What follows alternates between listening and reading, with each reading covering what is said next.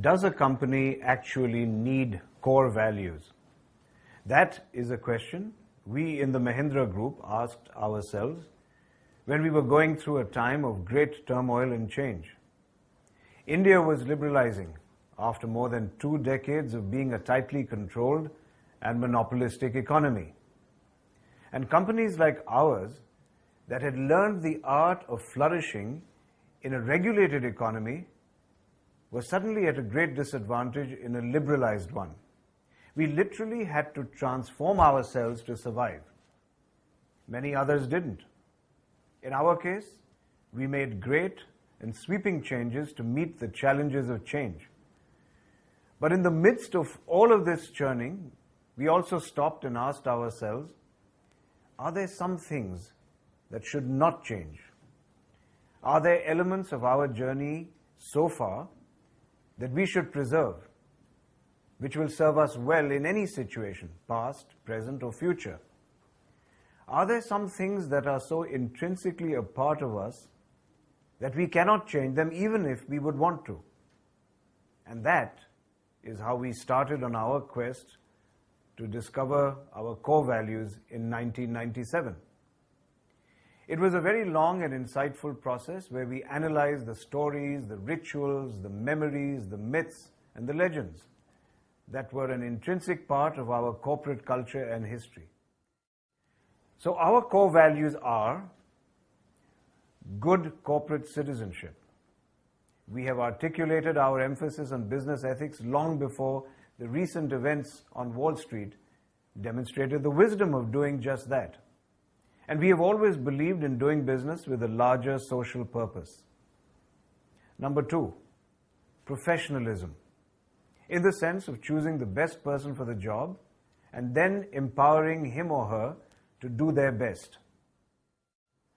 Number 3, quality, not just in our products, but in our actions and in our interactions. This is very, very important to us. Number 4, the customer is at the center of our universe. And this is not just a theoretical statement. We have an internally defined metric called the CAP score, or the Customer as Promoter score, which measures every business on its customer centricity, and businesses compete with each other to be the most customer-centric. 5th, and finally, the dignity of the individual. Now, every company and every business says that people are important, but for us, it is a clearly articulated core value. So what do these core values do exactly for us?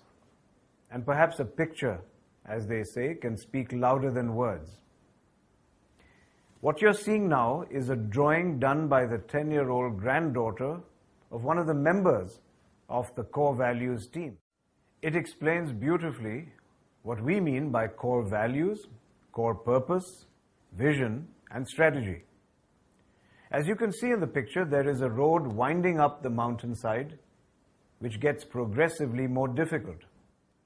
That is the path all our businesses have to take, and they have to get better and better as the competition gets stiffer and stiffer. The milestones along the road are the goals or the vision that each business achieves through its individual strategy. The road that takes you from one milestone to the other is the strategy. The rainbow is our core purpose. That is the goal that makes us get up and come to work every morning. Our core purpose is that we will challenge conventional thinking and use all our resources to drive positive change in our stakeholders' lives and communities, to enable them to rise. And all our business efforts are directed towards that overarching rainbow. The North Star represents our core values. It lights the path, it guides us upwards, and also defines the boundaries beyond which we must never go. It is the constant and immutable compass that guides all our actions corporate and personal. The environment around us may change, but our core values never will.